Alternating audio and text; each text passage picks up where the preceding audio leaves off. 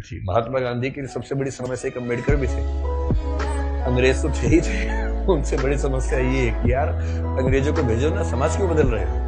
और ध्यान रखना 1936 है, इस समय डॉक्टर अम्बेडकर ठीक ठाक पावरफुल हो चुके थे, अच्छी खासी प्रसिद्धि उनको मिल चुकी थी। महात्मा गांधी की सबसे बड़ी समस्याओं में से एक अम्बेडकर भी थे।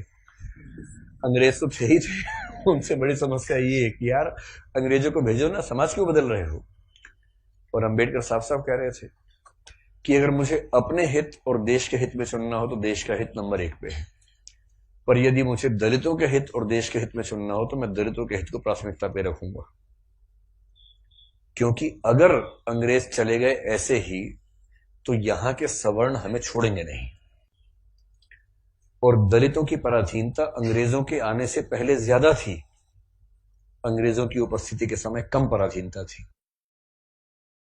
आपको गुस्सा तो आता होगा अम्बेडकर पे कई बार, क्या ये कैसा आदमी था, है ना, लेकिन आप तर्क सुनेंगे तो दंग रह जाएंगे, तर्क अच्छे हैं। और मजे की बात है कि भारत की संविधान सभा में अम्बेडकर जितनी पढ़ाई पूरी संविधान सभा में एक भी मेंबर ने नहीं कर रखी थी। केवल एक BN राव थे जो एडवाइजर थे, उनके पास ठीक ठाक पढ़ाई थी, उन्हें छोड़ दें, बाकी सब मिट्टी के मतलब पेंदे टाइप के थे, प्यादे थे उनके सामने। पढ़ाई लिखाई का जो लेवल अम्बेडकर साहब का है वो किसी का नहीं है।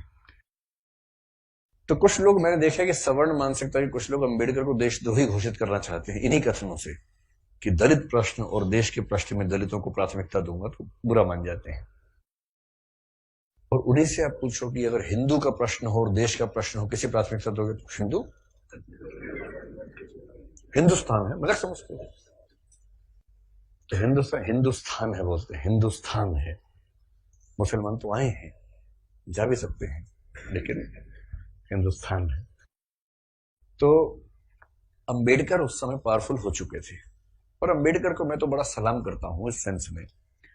आमतौर पर वंचित वर्ग में जब कोई पढ़ लिख लेता है ना, अपने वर्ग से कन्नी काट लेता है। रिजर्वेशन का सबसे बड़ा दुख ये है, रिजर्वेशन का सुख ये है कि वंचित वर्गों के लोग आने लगे हैं सत्ता में, और जैसे ही एक गांव से एक बच्चा, दलित बच्चा IAS बनता है ना, पूरा गांव IAS बन जाता है। आरक्षण के वित्तीय लाभ केवल उस व्यक्ति को मिलते हैं जिसको आरक्षण मिला है, पर सामाजिक राजनीतिक लाभ पूरे गांव, पूरे कुनबे, पूरे कस्बे, पूरे शहर को मिलते हैं। कि हमारे गांव का चंदू IAS बना है, और चंदू वर्ग में मान लीजिए SC या ST में आता है, उस दलित जाति के उस गांव के और आसपास के 100 गांव के सब व्यक्तियों के पास कॉन्फिडेंस आ जाता है। कुछ बिगड़ा, चंदू को फोन लगा दिया, चंदू, चंदू बिटवा देखिए जरा। अब पुलिस वाले ने रोका, लाइसेंस के लिए, रुको रुको बात करवाते हैं, ऐसे करके कह रहे किसको फोन करो, चंदू को फोन करो, छोड़ दो कोई बात नहीं, आप जाओ जाओ जाओ, आप गाड़ी कैसे भी ले जाओ, सिर के ऊपर रख के ले जाओ, कोई बात नहीं, हम कुछ नहीं बोलेंगे।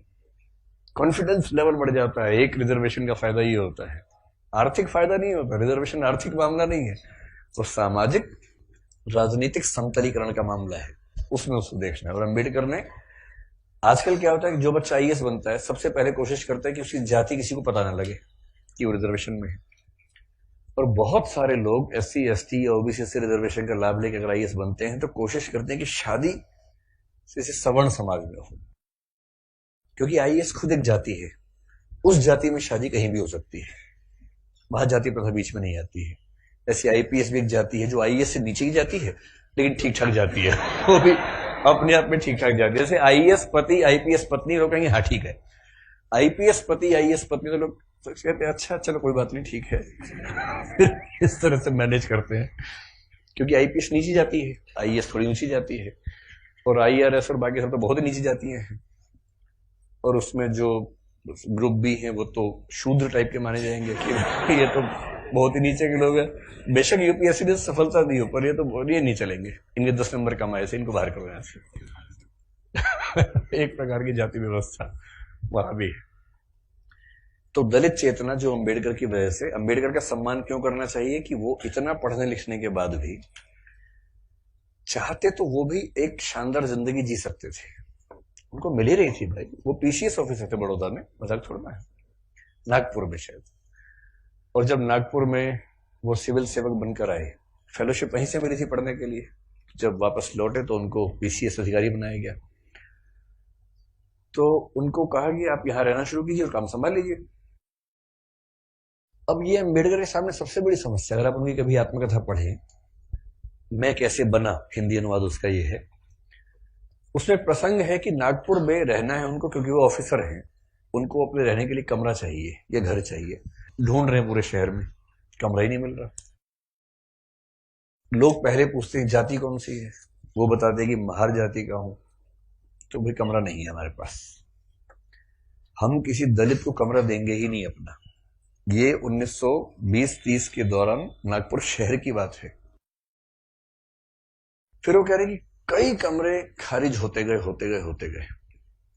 एक और घर में गए, एक कोई दूसरा ऑफिसर था, वो दिखा रहा था, दोस्त के रूप में हेल्प कर रहा था। तो वहां मालिक ने पूछा ही नहीं कौन सी जाति के हो, इन्होंने बताया भी नहीं, ढिंडोरा क्यों पिटेंगे। उससे पूछा नहीं, उन्होंने बताया नहीं, कमरा मिल गया, रहने लग गए।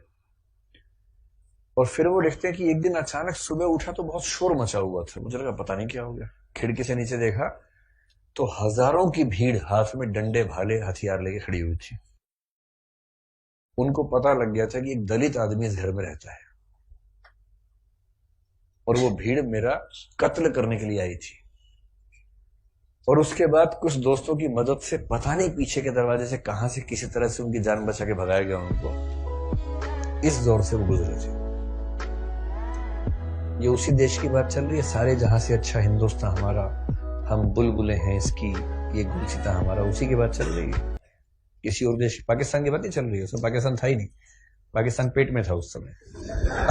अभी हुआ नहीं था, मतलब होने वाला था, अभी नहीं हुआ था। तो उस देश की बात है। और जब वो स्कूल में पढ़ते थे तो स्कूल में पढ़ते इसलिए थे कि उनके पिता सरकारी नौकरी में थे, तो थोड़ा सा ठीक स्थितियां थी उनकी, इसी स्कूल में एडमिशन मिल गया। पूरे स्कूल में एक दलित बच्चा था बस, बी.आर. अम्बेडकर, बस, बाकी सब सवर्ण बच्चे थे। अब दलित बच्चा कैसे हैंडल करे, वो पानी पीने जाएगा, पानी को छू देगा, पानी पवित्र हो जाता है, उसमें हीलियम आ जाता है हाइड्रोजन की जगह। उसके बाद जैसे दलित बच्चा छुएगा, हाइड्रोजन के गुण बदल जाएंगे उसमें। तो एक व्यवस्था थी कि भाई पानी पीने की एक जगह थी सबके लिए, एक अलग से मटका था अम्बेडकर के लिए, अलग से रखते थे दूर, उनको वहीं पीना है और मटके को हाथ नहीं लगाना है। अब कभी कभी क्या हुआ, कई बार ऐसा हुआ कि जो आदमी पानी की व्यवस्था करने के लिए तैनात था वो छुट्टी पर चला गया, एक दिन 2 दिन आया ही नहीं। अब इसको प्यास लग रही है, बाकी बच्चों के पास पानी पीने को, इसको पानी पीने को नहीं है। कई ऐसे दिन गुजारे स्कूल में जब उनको पीने को पानी मिलता ही नहीं था। चेतना ऐसे बनती है, ये सब झेलने के बाद बनती है।